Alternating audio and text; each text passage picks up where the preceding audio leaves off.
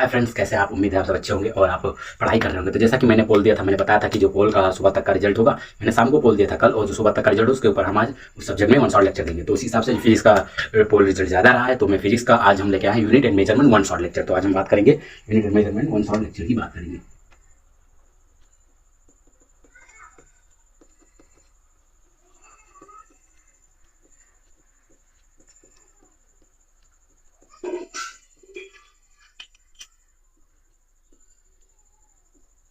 Unit and measurement में one shot lecture की आज हम बात करें। तो देखिए क्या है कि वन शॉट लेक्चर पहली बात तो इसमें कुछ बेसिक्स फंडामेंटल यूनिट्स होते हैं। उन बेसिक फंडामेंटल फिजिकल क्वांटिटीज होते हैं, उसमें कौन कौन सी होती है? बेसिक फंडामेंटल फिजिकल क्वांटिटीज आपकी होती है। बेसिक्स फंडामेंटल फिजिकल क्वांटिटीज आप जानते हैं, mass, length, time, temperature, amount of substance, luminous intensity and electric current।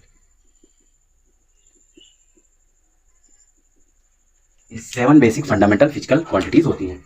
ये हो गया 1 2 3 4 5 6 7 बेसिक फंडामेंटल फिजिकल क्वांटिटीज होती हैं आपके पास। उसके बाद हम बात करने वाले हैं कुछ सप्लीमेंट्री एंगल्स होते हैं। सप्लीमेंट्री एंगल्स किसको बोलते हैं?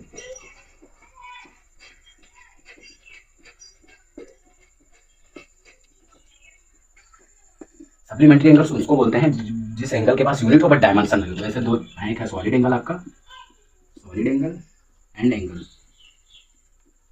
सप्लीमेंट्री एंगल किसको बोलते हैं? दोज एंगल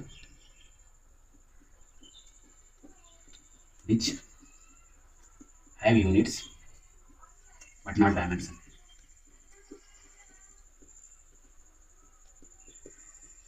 ऐसे एंगल जिसके पास यूनिट हो लेकिन डायमेंशन ना, उनको बोलते हैं सप्लीमेंट्री एंगल्स। ठीक है, यूनिट मेजरमेंट ये हो गया। अब उसके बाद हम बात करते हैं मतलब कि डायमेंशन कैसे निकालते हैं। कुछ होता है कि मतलब पहली बात तो ग्रेडियंट के बारे में समझ लीजिए। ग्रेडियंट मतलब क्या होता है?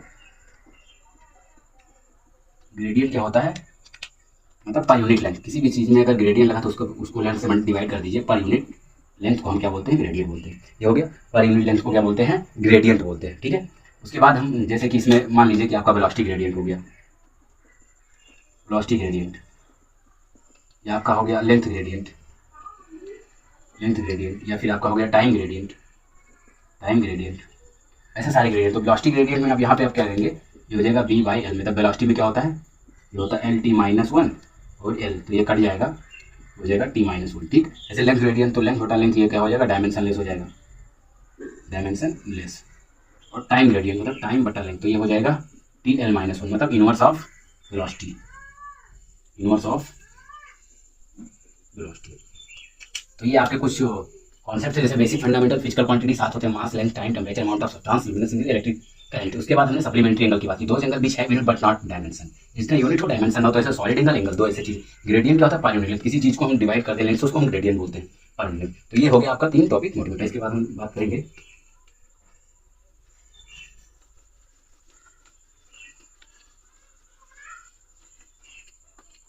इसके बाद हम बात कर रहे हैं डायमेंशन के लिए। किस पे बात करेंगे? हम डायमेंशन का बात करेंगे। तो आपको बता दें यहाँ पे डायमेंशन में,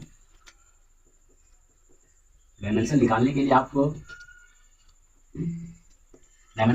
आपको क्या करना पड़ेगा? दो चीज ऐसी है जिसको मैं ये मेरा बनाया हुआ ट्रिक नहीं है, मेरा मतलब कॉन्सेप्ट नहीं है, ये मैं भी जिससे पढ़ता हूँ उनका ट्रिक है। मतलब क्रेडिट उन्हीं को जाना चाहिए, मैं जिनसे पढ़ता हूँ उनका ट्रिक है। तो यहाँ पे क्या है कि मतलब आपको 90% डायमेंशन, 90% आप डायमेंशन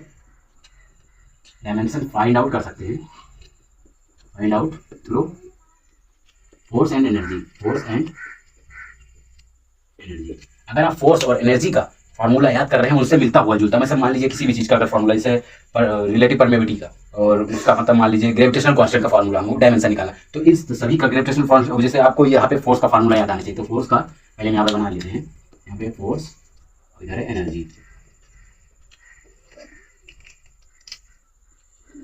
इधर हो गया फोर्स आपका, इधर हो गया एनर्जी। तो फोर्स के बहुत सारे फार्मूले जैसे हम लिख दे रहे हैं कुछ फोर्स के। जैसे पहली बात तो जी m1 m2 बटा आर स्क्वायर। उसके बाद फोर्स का है kx, फोर्स बराबर होता है क्यू वी वी, फोर्स बराबर होता है क्यू इलेक्ट्रिक फील्ड, फोर्स बराबर होता है V I L bill, force बराबर होता है 1/4 pi epsilon naught r square Q1 Q2, force बराबर होता है I1 I2 डी बटा 4 पाई एप्सिलॉन नॉट आर। ये भी फोर्स का फार्मूला होता है। और बहुत सारे फोर्स बराबर होता है सरफेस टेंशन इंटू लेंथ, या प्रेशर जो यहाँ पे फोर्स निकल आएगा फोर्स बटा एरिया। ऐसे बहुत सारे फोर्स के फार्मूले जो आपको याद होने चाहिए। मतलब क्या होगा कि इससे आप तुरंत फार्मूले से, इन फार्मूलों से आप क्या करेंगे, तुरंत आप निकाल सकते हैं। वैसे एनर्जी का फार्मूला लीजिए, अब बहुत सारे हैं, जितना मुझे रिमेंबर कर रहा है उतना लिख रहा हूँ। बहुत सारे फार्मूले जिससे आपको मतलब उसको रिलेटिव परमिटिव या क्या उनसी परमिटिव होती है निकाल सकते हैं। जैसे एनर्जी कहा गया एच एफ ई बराबर एच एफ ई बराबर हाफ सी वी स्क्वायर ई बराबर हाफ क्यू स्क्वायर बाई सी ई बराबर हाफ एल आई स्क्वायर। और बहुत सारे फार्मूले हैं। जैसे एनर्जी को एच के बराबर भी लिख सकते हैं, हीट आई स्क्वायर आर टी, ये हो गया। और यहाँ पे एच बाई टी एनर्जी पर टाइम ये होता है के ए डेल्टा टी बाई एल। यहाँ पे क्या है, केल्विन में रहेगा आपका, ये केल्विन में रहेगा। ये कांस्टेंट ए एरिया है। ये हो गया heat energy per unit time, ये सब हो गए। और बहुत सारे फार्मूले हैं एनर्जी के, मतलब जितना मोटी मोटा मुझे याद आ रहा है उतना मैं लिख रहा हूँ, ठीक है। तो इन सभी से क्या करना है, जैसे आप यहाँ आपको ग्रेविटेशनल कांस्टेंट का फार्मूला निकालना, मान लीजिए इसका फार्मूला है, तो ये हो जाएगा एफ बाई आर स्क्वायर, मतलब मीटर लेंथ का स्क्वायर हो जाएगा, और नीचे क्या हो जाएगा एम स्क्वायर। ये हो जाएगा, एफ का फार्मूला होता है M L T minus two L square, और एम माइनस टू ऊपर चला गया, तो एम माइनस टू, तो ये हो जाएगा फाइनली आपका M minus one L three T minus two. तो ये आ गया आपका ग्रेविटेशनल कांस्टेंट का फार्मूला, ठीक है। इस तरीके से आप मतलब कोई भी ग्रेविटेशनल कांस्टेंट का, मतलब किसी भी चीज़ का फार्मूला निकाल सकते हैं। बहुत लोग कहेंगे अब इलेक्ट्रिक फील्ड का तो बहुत आसान है, क्यों को मतलब क्यों बराबर क्या होता है, आई बराबर क्यों बराबर होता है a by t, current by t, ठीक है। तो आई बराबर होता है क्यू टी। ये ए आपका क्या है, ये करंट है, एम्पियर, एम्पियर। तो यहाँ से क्यू को क्या लिख सकते हैं, आई टी लिख सकते हैं, क्यू को हम क्या लिख सकते हैं, आई बाई टी लिख सकते हैं, ठीक है। नहीं, ये रॉन्ग होता है, डायमेंशन भी तो होना चाहिए।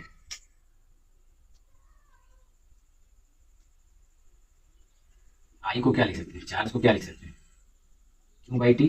करंट जो होता है चार्ज पर यूनिट टाइम, तो यहाँ से क्यू को हम लिख देंगे आई टी, क्यू बराबर हो जाएगा आई टी, ये होता है। तो क्यू बराबर क्या हो जाएगा आई टी। इस तरीके से मतलब आप किसी भी फार्मूले इसका यूज करके आप यहाँ पे, जैसे यहाँ पे रिलेटिव परमिटिविटी इसका निकालना है, रिलेटिव परमिटिविटी का या बिल का, या फिर मैग्नेटिक फ्लक्स में जैसे मान लीजिए फाई बराबर बी ए हो गया, या फाई बराबर इलेक्ट्रिक फील्ड इनटू ए हो गया। तो आपके जैसे मैग्नेटिक फ्लक्स का निकालना है, तो आप पहले मैग्नेटिक फील्ड का यहाँ से निकाल लीजिए, और फिर उसके बाद एरिया में रख के फ्लक्स का निकाल लीजिए। इस तरीके से आप निकाल सकते हैं बहुत सारे, मतलब फोर्स और एनर्जी का अगर आपको डायमेंशन पता है तो आप किसी भी चीज़ का डायमेंशन कैलकुलेट कर सकते हैं आसानी से। तो ये हो गया आपका डायमेंशन एनालिसिस। अब इसके बाद हम बात कर रहे हैं, आपके पास रुक जाइए, इसके बाद हम बात कर रहे हैं और एक बात, हाँ और एक बात और है, डायमेंशन में क्या होता है, जैसे रेजिस्टेंस का एक मतलब मान लीजिए, जैसे कि आप जानते हैं कि ओमेगा बराबर क्या होता है, रेजिस्टेंस को हम किससे लिखते हैं, ओम से। रेजिस्टेंस क्या होता है, ओम। ओमेगा मतलब एक्सएल बराबर क्या होता है, ओमेगा एल। एक्सी बराबर क्या होता है, 1 ओमेगा सी। ओम ओम। तो यहाँ से हम सभी चीज़ों को बराबर लेके यहाँ से हम लिख सकते हैं रेजिस्टेंस बराबर ओमेगा एल बराबर 1 ओमेगा सी। अब ये जो है इस पर बहुत ज़्यादा इंपॉर्टेंट है, मतलब ये क्या है, बहुत ज़्यादा इंपॉर्टेंट है। इस पर हर अल्टरनेटिव मतलब इस पर डायमेंशन फार्मूला पूछ लेता है। वैसे जैसे हम ओमेगा को जानते हैं क्या होता है, 3 ये होता है। तो मान लीजिए इसको बराबर करते हैं, तो यहाँ से आर बाई एल बराबर ओमेगा, जो कि क्या है, T−1, मतलब ये क्या है, फ्रीक्वेंसी है, ये क्या है, फ्रीक्वेंसी है। तो ये R by L omega inverse T−1 हो गया। तो टी बराबर क्या हो जाएगा, टाइम का यहाँ पे क्या हो जाएगा, एल बाई आर हो जाएगा। इस तरीके से अब मान लीजिए हम इसको बराबर कर रहे हैं, आर बराबर 1 ओमेगा सी। तो ओमेगा को तो यहाँ पे हम लिख सकते हैं आर सी बराबर 1 ओमेगा, तो ये हो जाएगा 1/T−1, या फिर टी बराबर आ जाएगा आपका आर सी। तो इस पे बहुत सारे मतलब इस पे जो है बहुत सारे पी आ चुके हैं, बहुत सारे पी इस पे आ चुके हैं कि मतलब R omega L omega C निकालें तो इस तरीके से इस पे किस पे होगा। तो ये हो गया आपका डायमेंशन एनालिसिस, जो कि आप कर सकते हैं, मतलब किसी भी चीज़ का डायमेंशन आप आसानी से निकाल सकते हैं, इतना बेसिक्स आपको पता हुआ। ऐसे आप बहुत सारे भी, इतने ही नहीं है, बहुत सारे एग्जाम्पल्स हैं, बहुत सारे मतलब फॉर्मूले हैं जिनसे आप निकाल सकते हैं बेसिकली, मतलब 90% आपके इस तरीके से सारे निकल जाते हैं।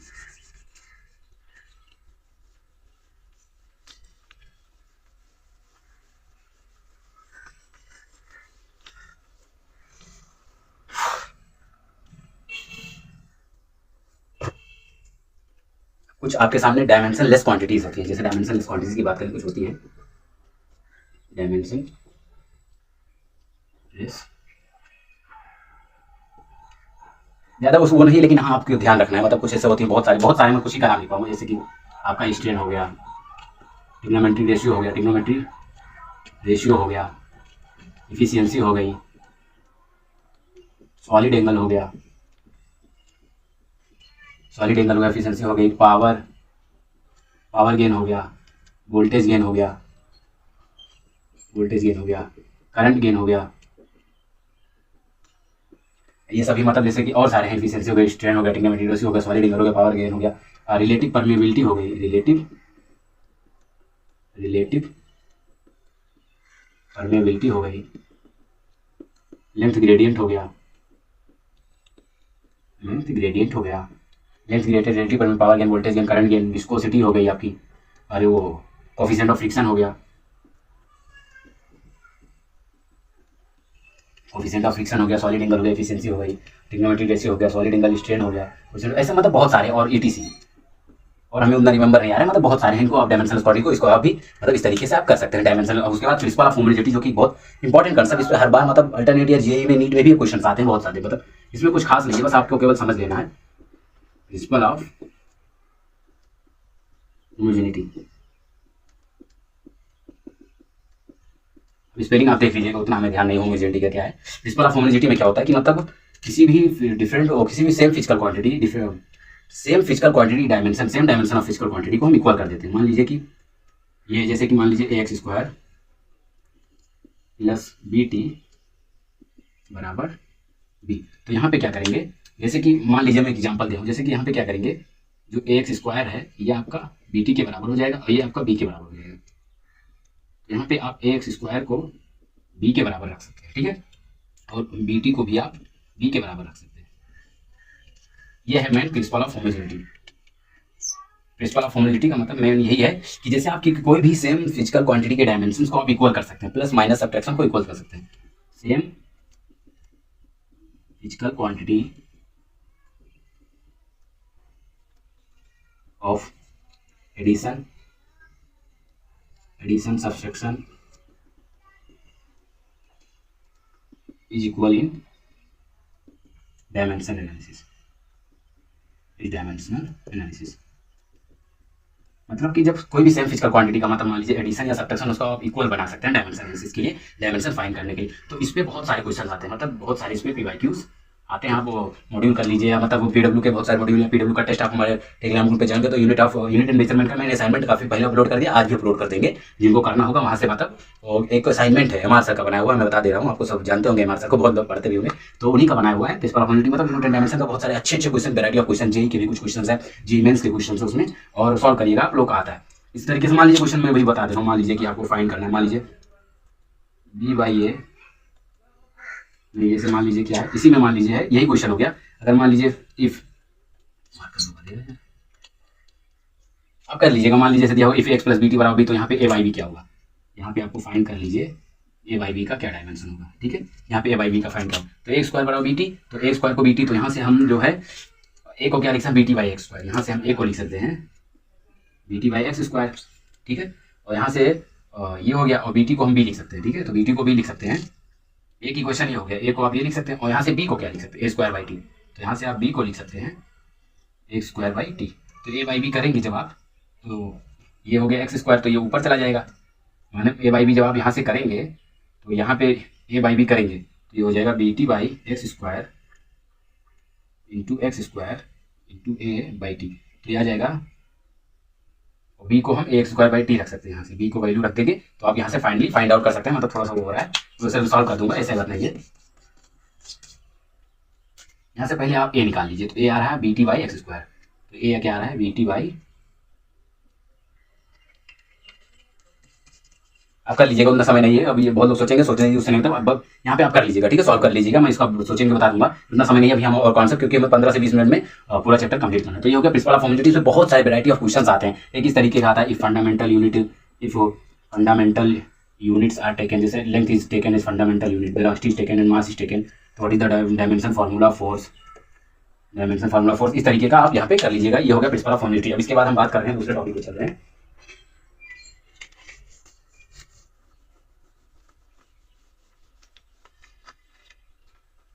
अब एक बेसिक सा कंसेप्ट होता है कि मान लीजिए ये दो है,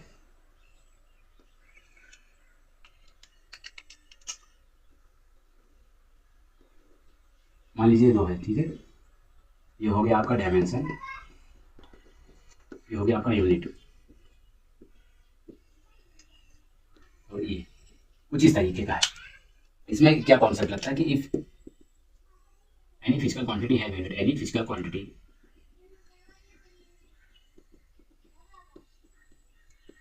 have unit then can it have dimension. इस तरीके के मतलब 4 वैरायटी के क्वेश्चन। मान लीजिए अगर किसी के पास यूनिट है कुछ, तो क्या उस पर डायमेंशन होगा, तो यहाँ पे आप लिखेंगे मे बी। मतलब इसका हम ऐसे मान ले जैसे फर्स्ट फ्लोर का घर मान लीजिए, ग्राउंड फ्लोर क्या, अब ग्राउंड फ्लोर तो जरूरी के ऊपर फर्स्ट फ्लोर हो भी सकता, नहीं भी हो सकता, तो मे बी। अब यहाँ पे जैसे मान लीजिए ये नहीं है, यूनिट ही नहीं है, मान लीजिए यहाँ पे दिया गया है, मार्कर थोड़ा दिक्कत है, जैसे यूनिट नहीं है, तो यूनिट नहीं है तो ये तो पक्का होगा नहीं है, मस्ट ऑप्शन। मतलब अगर कोई भी चीज जैसे ग्राउंड फ्लोर ही नहीं हो तो ऊपर वाला फ्लोर कहाँ बनेगा। जैसे मान लीजिए कि किसी के पास डायमेंशन है, तो अगर वो इसका डायमेंशन तो यूनिट तो होगा ही पक्का ही ना, तो ये मस्ट। उसके बाद मान लीजिए इसके पास डायमेंशन है, मान लीजिए कि ये नहीं है, डायमेंशन किसी यूनिट क्वांटिटी का, फिजिकल क्वांटिटी का डायमेंशन नहीं हो रहा, तो यूनिट हो भी सकता है और नहीं भी हो सकता, मे बी। इस तरीके से आप यहाँ पे कर सकते हैं। अगर यूनिट है तो डायमेंशन में भी हो करेक्ट हो, डायमेंशन में भी करेक्ट हो। अगर इस मतलब यूनिट हो तो डायमेंशन हो भी सकता, नहीं हो सकता। अगर यूनिट नहीं है तो डायमेंशन कहाँ से हो जाएगा, क्योंकि ग्राउंड फ्लोर नहीं तो फर्स्ट फ्लोर नहीं होगा, ये बेसिक है। अगर जैसे मान लीजिए कि बता रहे नहीं डायमेंशन है, तो पक्का है कि ऊपर का फ्लोर वैसे हवा में तो रुक नहीं जाएगा, तो मतलब है कि मतलब यूनिट होगा। उसके बाद बता रहे हैं कि मतलब डायमेंशन नहीं है, तो यूनिट हो भी सकता, नहीं हो सकता। इसी तरीके से ये हो गया कॉन्सेप्ट। एक होता है फिजिकली डायमेंशन करेक्ट, इसी सेम कॉन्सेप्ट है, फिजिकली एंड डायमेंशनली। क्या यार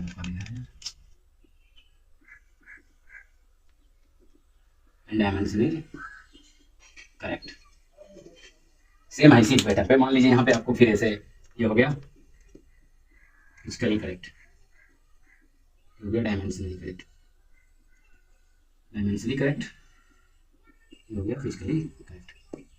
यहाँ पे फिर आप बना लीजिएगा 1 2। मान लीजिए अगर कोई भी फार्मूला डायमेंशनली करेक्ट है तो फिजिकली करेक्ट भी हो सकता, नहीं भी हो सकता, यहाँ पे में भी होगा ना, सेम उसी कॉन्सेप्ट है। अगर मान लीजिए कि डायमेंशनली रॉन्ग तो फिजिकली तो रॉन्ग ही होगा ना, मस्ट रॉन्ग, मस्ट रॉन्ग। अगर मान लीजिए डायमेंशन फिजिकली करेक्ट हो तो डायमेंशनली तो मस्ट करेक्ट होगा ना। और उसी तरीके से अगर ये मान लीजिए कि फिजिकली नहीं करेक्ट हो तो डायमेंशनली में भी करेक्ट, में भी करेक्ट। एक फार्मूला है जो सब लोग कहते हैं SNF वाला, u + a/2 2n-1, ये वाला फार्मूला कहते हैं सब डायमेंशनली रॉन्ग है, डायमेंशनली रॉन्ग हो ही नहीं सकता फार्मूला। कैसे डायमेंशनली रॉन्ग हो सकता है ये भाई, इसमें डिस्टेंस SNF ट्रेवल में दिया है, तो वेलोसिटी दिया है, एक्सीलरेशन दिया है, उसको करेंगे तो यहाँ पे जो फार्मूला ये निकल के आ रहा है इसके हिसाब से डायमेंशनली करेक्ट है, फिजिकली भी करेक्ट है।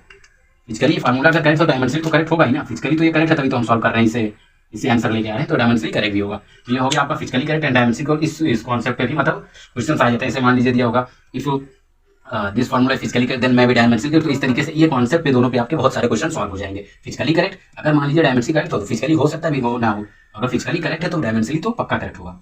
अगर यहाँ पे फिजिकली नहीं है तो डायमेंशनली करेक्ट हो भी सकता, नहीं भी हो सकता, ये कॉन्सेप्ट हो गया। उसके बाद हम बात कर रहे हैं, और हाँ एक बात और, जैसे दो physical quantities different physical quantities हैं, तो डिफरेंट फिजिकल क्वांटिटी को हम ऐड या सब्ट्रैक्ट नहीं कर सकते। Two different physical quantity, two different physical quantities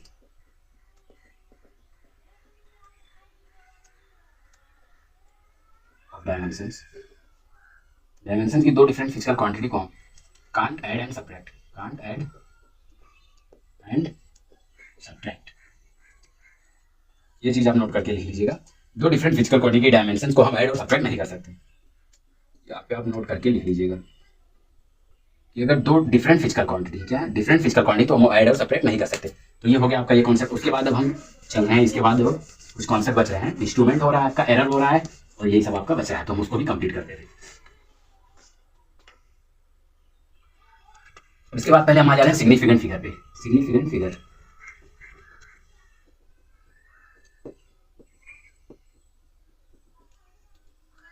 तो इसमें कुछ पॉइंट है, उसके हिसाब से 5 पॉइंट है, उसके हिसाब से हम बात कर रहे हैं।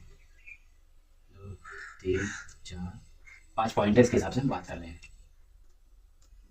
पहला पॉइंट है कि all non digit numbers, non zero digit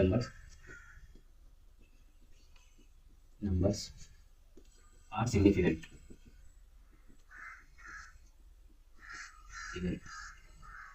जैसे आप एग्जाम्पल की बात कर ले तो 4.2 इसमें आपका 2 सिग्निफिकेंट फिगर है, और 1 2 3 इसमें आपका 3 सिग्निफिकेंट फिगर है। ठीक, एग्जाम्पल 2 सिग्निफिकेंट फिगर। और उसके बाद सेकंड की बात कर रहे हैं,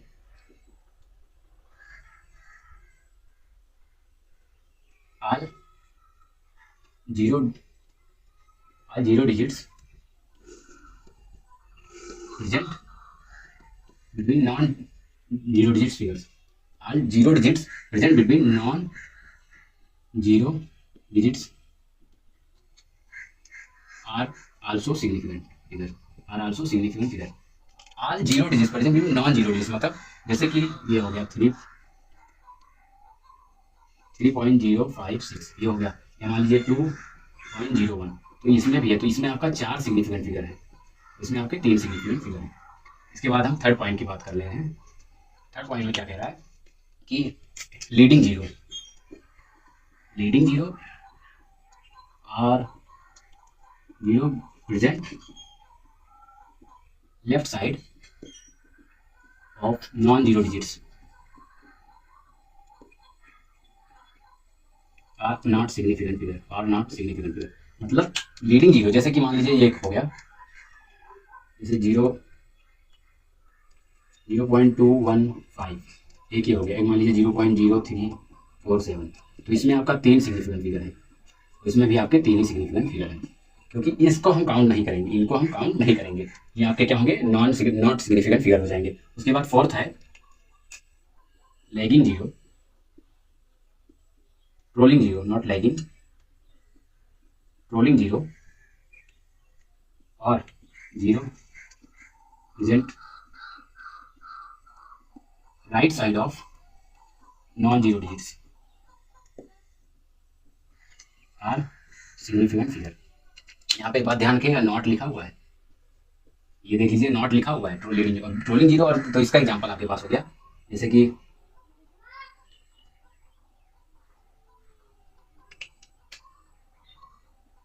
5.21 मतलब ये चल नहीं रहा है, थोड़ा सा दिक्कत हो रहा है मार्कर का, जैसे 5.012 ये जीरो हो गया, एक हो गया मान लीजिए 5.230, तो ये सब ये आ जाएगा 1 2 3 4 5 6, इसमें आपके 6 सिग्निफिकेंट फिगर आ जाएंगे, इसमें आपके 4 सिग्निफिकेंट फिगर आ जाएंगे, ठीक है, इसमें आपके 6 सिग्निफिकेंट फिगर आ जाएंगे, इसमें आपके 4 सिग्निफिकेंट फिगर आ जाएंगे। और एक लास्ट बच रहा है एक्सपोनेंशियल कोफिशिएंट,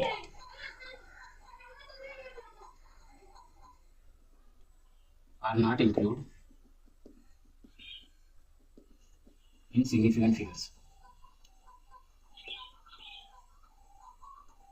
आपका एक्सपोनेंशियल कोफिशिएंट है, जैसे मान लीजिए लिखा हुआ है 3.2 इंटू 10⁻², या लिखा है 4.6 इंटू 10⁻, एक मिनट में इंक डाल दें थोड़ा सा यार, दिक्कत हो रही है ना, थोड़ा सा इसमें इंक डाल देते हैं, बराबर चल नहीं रहा था, इसलिए मैंने सोचा कि इसमें डाल लेना, बहुत ज़्यादा दिक्कत होने लगी।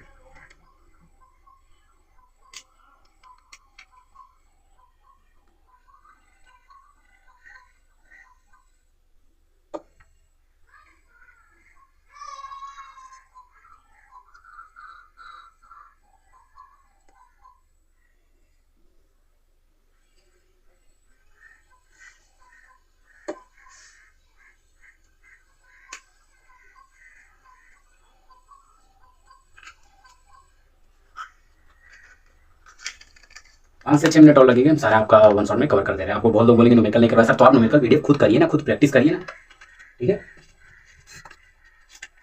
तो यहाँ पे हम बोल चुके हैं कि मतलब जैसे ये, जैसे यहाँ पे 3 पॉइंट भी नहीं चल रहा है, शायद कुछ दिक्कत होगी, इसे कर लेते थे तब 3.2 इंटू 10⁻², यहाँ पे तो 2 सिग्निफिकेंट फिगर है, ठीक है, इसको सिग्निफिकेंट फिगर में एक्सपोनेंशियल कोफिशिएंट को सिग्निफिकेंट फिगर में काउंट नहीं करेंगे, तो ये हो गया आपका सिग्निफिकेंट फिगर का, बस इतना आप कर लीजिएगा, तो इसमें भी क्वेश्चन आ जाते हैं, मतलब यार इसमें भी काफी सारे पीवाईक्यूज आए हैं, इस टॉपिक पर भी काफी सारे पीवाईक्यूज आए हैं, बार बार आ जाते हैं, तो ये आप कर लीजिएगा। इसके बाद हम बात कर रहे हैं अगला राउंडिंग ऑफ, कुछ राउंडिंग ऑफ करके एडिशन और सब्ट्रैक्शन मल्टीप्लिकेशन डिवीजन में कुछ राउंडिंग ऑफ रूल लगता है, उसके बारे में हम बात कर ले रहे हैं थोड़ा सा।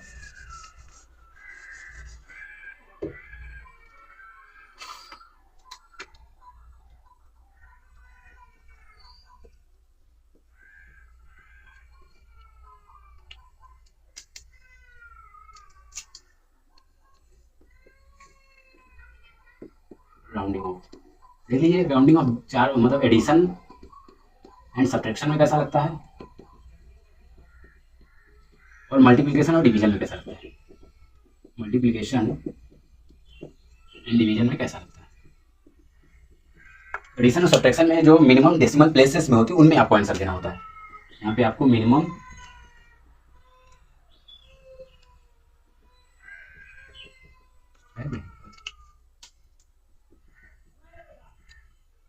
मिनिमम डेसिमल प्लेस में आंसर देना होता है, मिनिमम डेसिमल प्लेस में आंसर देना होता है।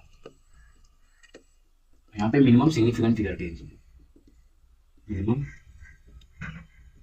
सिग्निफिकेंट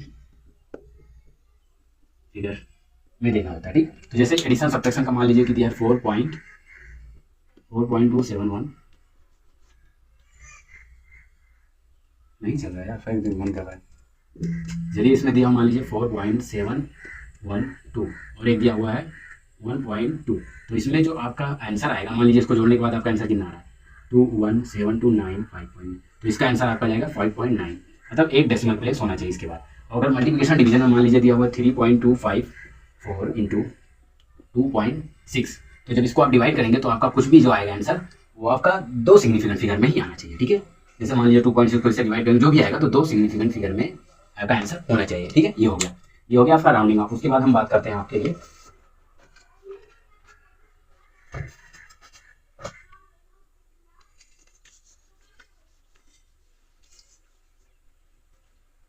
इंस्ट्रूमेंट की बात करते हैं। अब जो इंपॉर्टेंट पार्ट ये भी है इंस्ट्रूमेंट में जो आप देख लेंगे,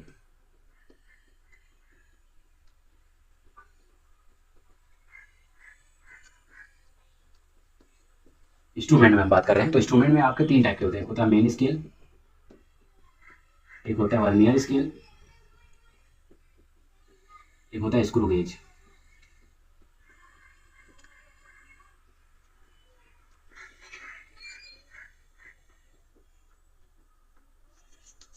इंस्ट्रूमेंट्स में आपके 3 टाइप के होते हैं, main scale, vernier scale. Main scale का जो आपका लीस्ट काउंट होता है, इन सभी का जो लीस्ट काउंट होता है इसका होता है 1 mm, वर्नियर स्केल में होता है 0.1 mm, इसमें होता है 0.01 mm लीस्ट काउंट। ये आपका मेन स्केल। इन तीनों में लीस्ट काउंट, पहली बात तो जो वर्नियर स्केल का लीस्ट काउंट निकालते हैं, least count for vernier scale होता है 1 MSD minus 1 BSD, least count for vernier scale. ये फार्मूला होता है 1 MSD माइनस 1 BSD, ठीक है। अब जैसे मान लीजिए दिया हुआ NBSD of NBSD when vernier scale division NBSD coincide with n-1 MSD of main scale division दिया हुआ है यहाँ पे NBSD coincide with n-1 BSD। तो यहाँ पे जो NBSD है वो आपका इक्वल होगा n-1 MSD के मेन स्केल डिवीजन। अब यहाँ से जैसे मतलब मान लीजिए लीस्ट काउंट निकालना है तो क्या करेंगे, MSD के n-1 MSD माइनस NBSD। अब यहाँ से बहुत उसमें दिया रहता है, जैसे कि मेन स्केल डिवीजन की मेनली हम 1 mm ले लेते हैं, तो यहाँ से BSD को, तो यहाँ पे हो जाएगा n-1 MSD और BSD को हम यहाँ से क्या लिख सकते हैं n-1 बाई n MSD। तो MSD को 1 रख देंगे तो यहाँ से MSD कॉमन ले लेंगे तो बाहर आएगा 1 n-1 minus n-1 by n। इस तरीके से आपका लीस्ट काउंट आप यहाँ से निकाल सकते हैं, मतलब जैसे और सॉल्व करके पर्टिकुलर आप इस तरीके से लीस्ट काउंट निकाल सकते हैं। उसके बाद स्क्रू गेज में और एक लीस्ट काउंट, ये स्क्रू गेज के लिए लीस्ट काउंट, अरे यार स्क्रू गेज के लिए आपका जो लीस्ट काउंट होता है,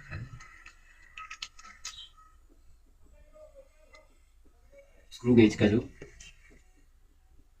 लीस्ट काउंट होता है वो होता है pitch on number of circular scale.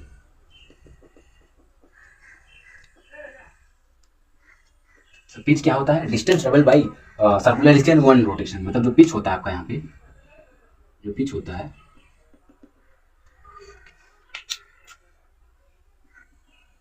होता है distance travelled by circular scale in 1 rotation. Main scale reading कैसे निकालते हैं, मेन स्केल रीडिंग जो निकालते हैं,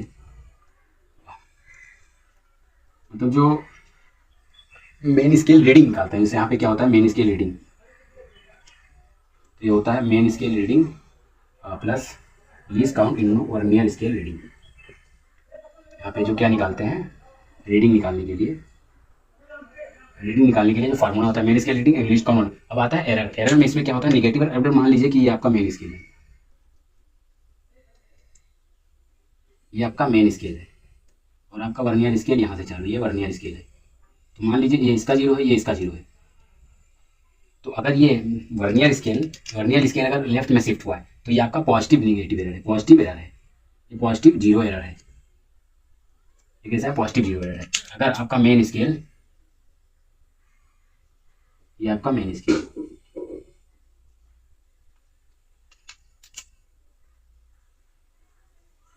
ये आपका वर्नियर स्केल, ये आपका मेन स्केल। तो अब इसका जीरो इससे पहले है तो क्या हुआ कि ये आपका क्या हो जाएगा, ये आपका नेगेटिव जीरो एरर हो जाएगा। और एक बात और याद कर लीजिएगा, नोट करके लिख लीजिएगा, एरर हमेशा घटाते हैं, एरर हमेशा घटाते हैं, एरर को हमेशा घटाते हैं। क्या है कि चाहे नेगेटिव एरर हो पॉजिटिव एरर हो, विद साइन, अगर नेगेटिव है तो माइनस करेंगे तो घटाएंगे तो ऑलरेडी प्लस हो जाएगा। उस तरीके से ये हो गया आपका पिच एंड सर्कुलर डिवीजन। तो इस पे मोटी मोटा मतलब आप कॉन्सेप्ट पे यहाँ पे आप सॉल्व कर सकते हैं। और negative zero error, positive error, ये हो गया आपका, ये किसके लिए है? ये एरर है आपका वर्नियर स्केल के लिए, ये वर्नियर स्केल के लिए आपका एरर है, ये एरर आपका वर्नियर स्केल के है। अब हम जो मतलब स्क्रू गेज के लिए जो बात करेंगे,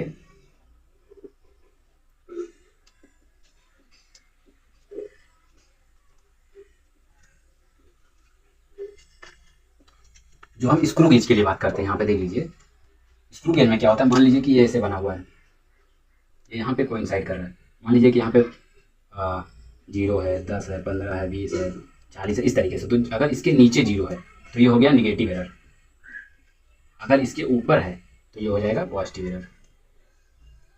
अगर ये वर्नियर स्केल कोइंसाइड के अगर अबव है, इस रेफरेंस लाइन से, ये क्या है? रेफरेंस लाइन एबव हो गया, रेफरेंस लाइन से ये जो है रेफरेंस लाइन एबव हो गया तो पॉजिटिव एरर, नीचे है तो निगेटिव एरर। तो ये आपका इंस्ट्रूमेंट का पार्ट हो गया। यहाँ तक आपका क्या है? ये इंस्ट्रूमेंट का पार्ट है। इसमें आप इंस्ट्रूमेंट में इस तरीके से आप निकाल सकते हैं, ये इंस्ट्रूमेंट का पूरा पार्ट हो गया आपका। ठीक है, उसके बाद क्या करना है आपको?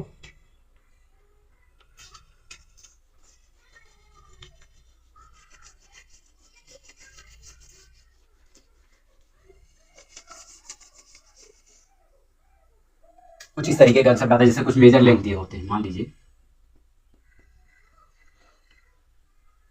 कुछ मेजर लेंथ दिए, इंस्ट्रूमेंट मतलब मेजर वाई, किससे मेजर किया गया है? Measure by. मतलब मान लीजिए यहाँ पे कुछ मेजर लेंथ दिए गए हैं, मेजर वाई इंस्ट्रूमेंट पूछा है, मेजर वाई इंस्ट्रूमेंट्स। मान लीजिए दिया गया 6.7 सेंटीमीटर, 9.8 mm, या फिर दिया है 6.23 सेंटीमीटर, ऐसे कुछ दिया है। तो मान लीजिए ये किससे मेजर किया गया होगा? अब जानते हैं आप कि 1 सेंटीमीटर, ये तो आप सब जानते हैं 1 सेंटीमीटर बराबर 10 mm। तो आप क्या करिए, इसको mm में कन्वर्ट कर लीजिए, तो क्या हो जाएगा?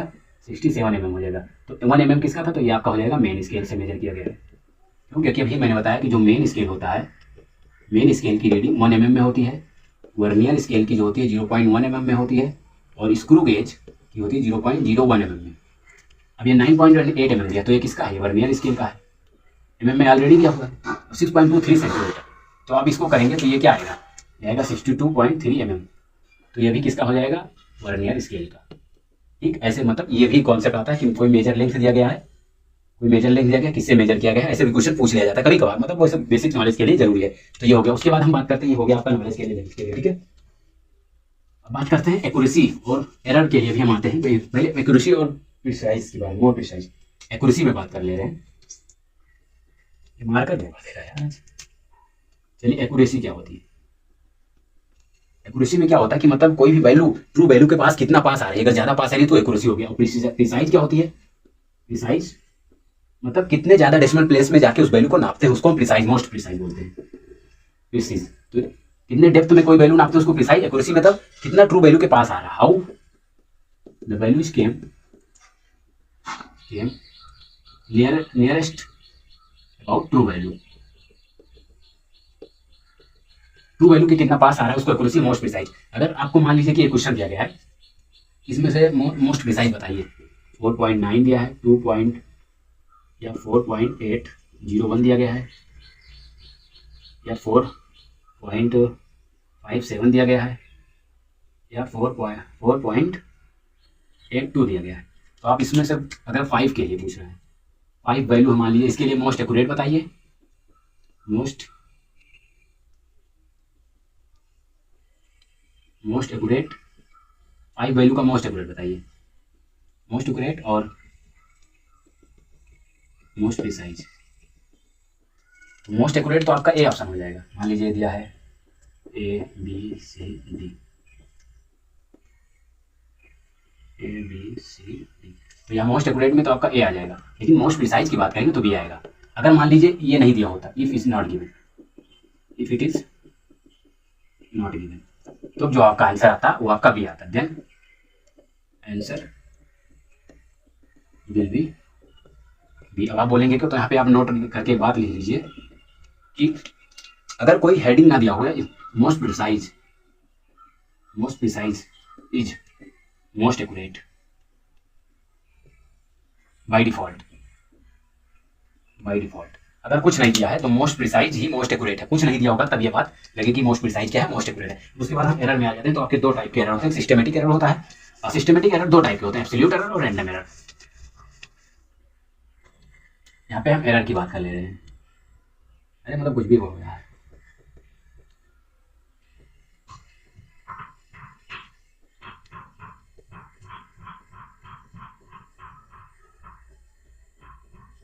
सिस्टमेटिक एरर तो इसमें दो टाइप का होता है, एक होता है एब्सोल्यूट एरर और एक होता है रैंडम एरर। दो टाइप का होता है, थोड़ा सा हम पानी पी ले।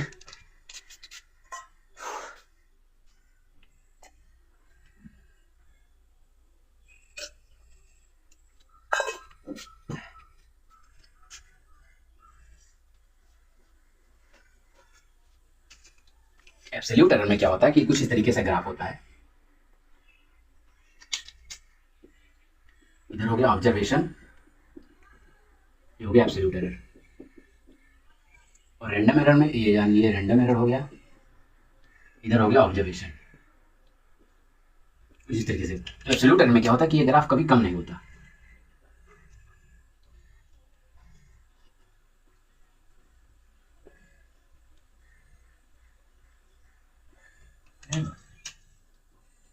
अब जितना भी ऑब्जर्वेशन बढ़ाते जाएंगे आपका एब्सोल्यूट एरर उतना ही बढ़ेगा, मतलब डिक्रीज नहीं होता एब्सोल्यूट एरर। रैंडम एरर क्या होता है, मान लीजिए पहले इतना तो आपका ऐसे घट के मतलब कम होता जा रहा है, ये पैराबोला बनता है, कुछ लेटरल पैराबोला कुछ इस तरीके से बनता है। ऑब्जर्वेशन जैसे जैसे करते जाएंगे रैंडम एरर क्या होता है, डिक्रीज होता जाता है, ये क्या होता है, कांस्टेंट होता है, ये कांस्टेंट होता है। अब इसमें हम कुछ एडिशन मल्टीप्लिकेशन के कुछ वो रोल्स हैं उनको हम देख ले रहे हैं, बस आपका टॉपिक खत्म हो जाएगा। Addition, subtraction, multiplication, division. मान लीजिए यहाँ पे दिया हुआ है y बराबर a प्लस बी, वाई बराबर a माइनस बी, वाई बराबर a इंटू बी, वाई बराबर a बाई बी, ये चार टॉपिक दिए होंगे। तो क्या करना है, एडिशन और सब्ट्रैक्शन में, एडिशन और सब्ट्रैक्शन में पहले आपको एब्सोल्यूट निकालना होता है। क्या निकालना होता है, एब्सोल्यूट। तो एब्सोल्यूट आपको निकालना है डेल्टा वाई बराबर delta A plus delta B, और इसमें भी सेम रहेगा, सब्ट्रैक्शन में डेल्टा वाई बराबर delta A plus delta B, ये सेम रहेगा, ठीक है। थोड़ा सा गर्मी लग रही, फैन ऑन कर ले रहा हूँ, फैन, ठीक है, फैन ऑन करके बता दूँगा, गर्मी लग रही थी। तो ये हो गया आपका एडिशन और सब्ट्रैक्शन की। मल्टीप्लिकेशन डिवीजन में क्या होता है, इसमें पहले रिलेटिव लिखते हैं, इसमें क्या लिखते हैं, पहले रिलेटिव लिखते हैं। I am not feel comfortable, so यार बस इतना ही, और आगे जो बचा बाद में करा देंगे।